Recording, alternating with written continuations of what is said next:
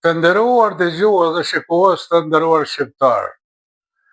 Në vazhdimin e trajtimit studimor të disa emrave të veçantë, si edhe të disa toponimeve, kemi trajtuar deri tani toponimin e Beratit dhe kemi vërtetuar se toponimi i Beratit nuk vinte nga fjala Beligrad apo Beograd, por ishte autokton ilir.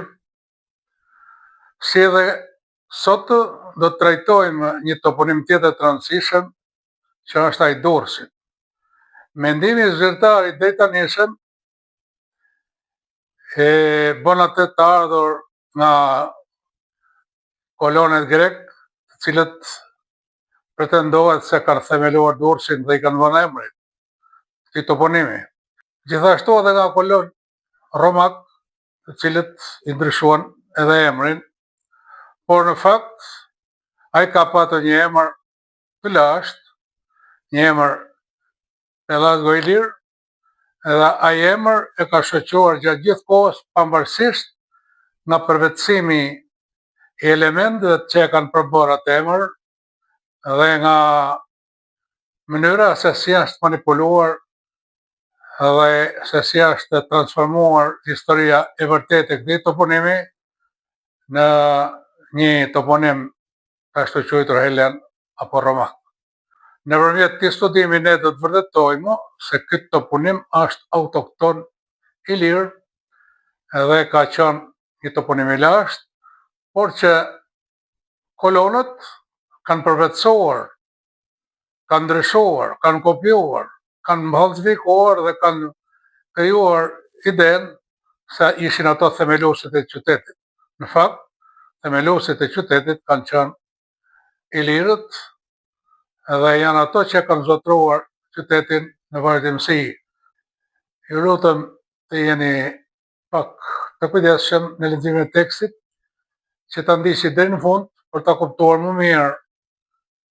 Natyrisht unë flas për ato që janë interesuar për këtë gjë, për të mësuar më shumë, por njëkohësisht do të thosha që të dëgjoni edhe videon, kush është interesuar, dhe do t'ju kërkoja ndjes për disa mangësi të vogla në lidhje me leximin e viteve, datave, të cilët inteligjenca artificiale ka vështirësi për t'i lexuar në shqip, por që ato i keni në tekst.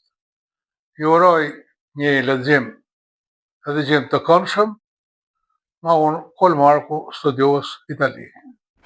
Emri i Durrësit nuk vjen as nga helenit as nga romakët, siç duan të na bëjnë të besojmë. Ai është autokton ilir.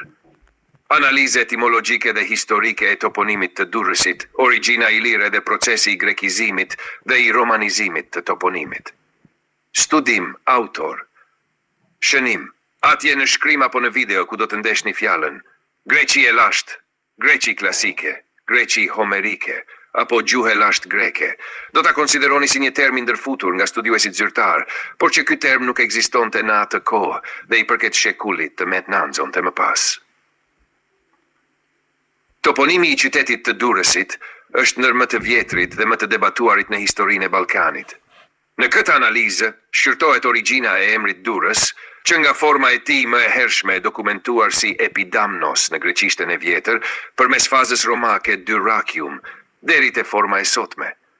Duke u mbështetur në fonetikën krahasuese të gjuhëve indo-evropiane, etimologjinë e shqipes dhe zhvillimet historike të rajonit, argumentohet se toponimi ka rrënje të qarta iliro-pelazgje dhe se format greke dhe latine janë adaptime të mëvonshme, të bazuara në përkthime semantike e jo në krijim të drejtpërdrejt nga kolonizatorët. Konteksti historik dhe pranueshmëria apo jo e kolonizimit.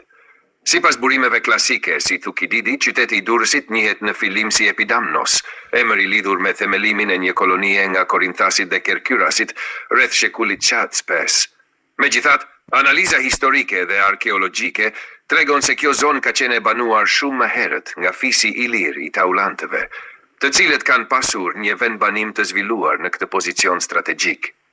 Kolonet helen nuk themeluan qytetin nga e para, por u vendosën në një vendbanim ekzistues ilir për arsye tregtare dhe gjeopolitike. Kjo dëshmohet edhe nga prania e vazhdueshme e popullsisë ilire në konflikt dhe bashkëveprim me kolonistët, çka mohon tezën e një themelimi grek në kuptimin klasik. 2. Etimologjia e epidamnos, një përkthim helen i një toponimi ilir. Forma epidamnos nuk ka një etimologji të brendshme të qartë në greqishten e vjetër. Parashtesa epipi është një element gjuhësor i njohur që do të thotë mbi sipër dhe është shumë produktive në fjalët të përbëra. Megjithatë, ajo që bie në sy është elementi dam, i cili nuk ka kuptim në greqisht. Por në shqipen gjegjërishte, fjala dam përkthehet si dëmtim, ndarje, rënim. Kjo sugjeron që greket kanë përkthyer pjesërisht emrin origjinal ilir, duke ruajtur rënjen vendase dhe duke shtuar parashtesën e tyre për të krijuar kuptim në gjuhën e tyre.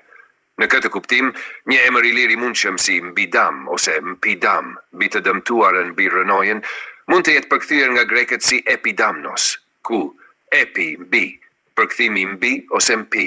Dam e rënje ruajtur nga ilirishtja shqipja, ose mbaresa e zakonshme e emrave në greqisht, jo prapashtese me kuptim leksikor. Kalimi fonetik mbi mpi epi është i mundshëm dhe i dokumentuar në gjuhësi historike, pasi ndog zbutja ose humbja e bashkëtingëllore së parë em në pozita të patheksuara në huazime. 3. Interpretimi topografik dhe simbolik i emrit. Durrësi ndodhet në një pozicion gjeografik të ekspozuar ndaj detit dhe erërave të forta, mbi një vije bregdetare me rrezik të lartë të erozioni dhe lëkundjesh sismike. Kjo përputhet me konceptin e një vendi të dëmtuar ose të përçarë, mbi të cilin është rindërtuar qyteti, një mbi të rënuarën. 4. Emri Dyrrachium, latinizimi i formës ilire. Në periudhën romake, qyteti njihet si Dyrrachium, që rrjedh nga greqishtja Dyrrachion, Dyrrachion. Forma është adaptuar fonetikës latine, por përsëri, analiza etimologjike tregon se baza është jo greke. Shqipja ruan fjalën rah, rëh, që lidhet me përplasjen e dalgeve ose erave. Pra dy rah mund të nënkuptojë një vend i përplasur nga dy forca natyrore, deti dhe era, ose një terren i dy fish goditur. Edhe këtu ka një strukturë semantike që gjendet vetëm në gjuhën shqipe dhe nuk ka bazë greke apo latine. 5. Durrës. Evolucioni i një emri ilir në gjuhën shqipe. Forma durrës është natyrale në gjuhën shqipe dhe ka ndjekur një proces evolutiv. Dyrrachium, durrës. Durrës, ium latine është zëvendësuar me prapashtesën shqiptares, bashkëtingëllorja kk u thjeshtua në h dhe më pas u zduk. Kjo tregon një vazhdimsi gjuhësore që nuk do të kishte qenë e mundur nëse emri do të ishte një krijim i huaj totalisht i importuar. Qas. Përfundime paraprake. Epidamnos nuk është emër i krijuar nga greket, por një greqizim i një toponimi ilir me përkthim të pjeshëm dhe ruajtje të rënjes dam. Dyrrachium është një adaptim latinizues i një emri që mund të përshkruajë karakteristikat e territorit me rënje të ruajtur në shqip dyrra. Durrës është një formë natyrale e shqipes që tregon vazhdimësi të një emri autokton ilir pelazg. Prania e një elementi me kuptim në shqip, dam, birah, dhe mungesa e kuptimit në greqisht e latinisht përforcojnë origjinën vendase para helenike të toponimit. Forma Dyrrachium është një përshtatje latine, por rënja dur ka kuptime thella në shqip dhe në gjuhët ie, që lidhen me qëndrueshmërinë dhe forcën. Durrësi si qytet ka ekzistuar përpara kolonëve grek dhe ilirët ishin popullsia dominuese gjatë gjithë historisë së tij. Çka dëshmohet edhe nga fakti se sot qyteti flet shqip dhe jo greqisht apo latinisht. Krahasimi me gjuhët ie tregon se shqipja ka një lidhje të natyrshme me toponimin, duke e bërë atë një pasuri gjuhësore autoktone. Shet, përfundimet kryesore të studimit. Durrësi është një qytet ilir, jo grek, dhe emri i tij ka origjinë paragreke që ka mbetur në shqip. Emri Dyrrachium nuk është krijim grek, por një përvetësim i një toponimi ilir. Grekët dhe romakët kanë manipuluar historinë për ta paraqitur durrësin si një themelim të tyre. Dorianët dhe Heraklidet janë përdorur në mitologjinë greke për të fshehur realitetin historik të ndikimit ilir dhe pelazg në rajon. Rekomandime për studime të mëtejshme. Një analizë krahasuese e miteve greke për të identifikuar elementet e përvetësimit të trashëgimisë ilire. Hulumtime arkeologjike në Durrës për të gjetur dëshmime të hershme të vendbanimeve ilire përpara kolonizimit grek. Një analizë më e thellë e gjuhës shqipe për të identifikuar më shumë toponime ilire që janë greqizuar ose latinizuar. Historia duhet të rishkruhet mbi baza të sakta, gjuhësore dhe historike, duke i dhënë ilirëve dhe shqiptarëve vendin që meritojnë në të kaluarën e tyre. 9. Mesazh për akademikët shqiptar. Kujtesa historike dhe gjuhësore e një kombi nuk mbijeton vetëm përmes institucioneve, por përmes trimërisë së mendimit të lirë, gukshimit për të rishikuar narrativat e trashëguara dhe përkushtimit ndaj kërkimit të së vërtetës. Toponime si Epidamnos, Dyrrachium dhe Durrës nuk janë thjesht emra qytetesh. Ato janë dëshmi të një vazhdimësie të thellë kulturore dhe gjuhësore që lidhet me rrënjet e identitetit ilir dhe shqiptar. Nëse i leksojmë vetëm përmes lenteve të huaja, rrezikojmë të humbasim pjesën më jetike të historisë sonë, atë që e kemi trashëguar vetë. U bë thirrje akademikëve shqiptar që të guxojnë të rivlerësojnë burimet, të përdorin mjetet bashkohore të gjuhësisë historike dhe arkeologjisë krahasuese, dhe të mos hezitojnë të vendosin në diskutim supozime të vjetra, sidomos kur ato janë formuluar pa praninë e shqipes në qendër të analizës.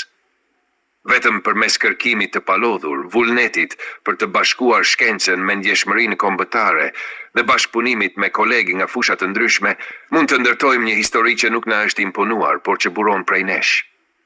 Bibliografi. Më Thukididi, Historia e luftës së Peloponezit. 2 KBP, Les Illyriens, de Bardilis Agenthios, je vëdhëgjem siècle avancé, Paris, 1909. 3 Chantrain P, Dictionnaire étymologique de la langue grecque, Paris, 1908. Qabej Krem, Studime etimologjike në fushë të Shqipes, Tiranë, 1976, i ndecit. Demiraj Shaban, Gjua Shqipe dhe Historia e saj, Tiranë, 1998. Pitau Massimo, Origine della lingua sarda, Sassari, 1984. Shetlalla Arben, Origina e emrave toponimike në Shqipëri, botime të ndryshme. Marku Koll, Studime historike dhe etimologjike, Aka Skanderbeg Spoleto. Shënim, të nderuar leksues, përfundimet besoj janë të qarta për gjithë secilin.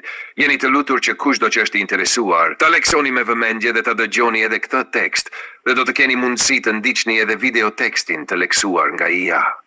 Ju kërkojmë ndjesë për disa leksime fjallësh, datash apo vitesh, që IA ka vështirësi t'i perceptoj, por jeni të lutur të leksoni dhe shkrimin pasi i keni të qarta aty.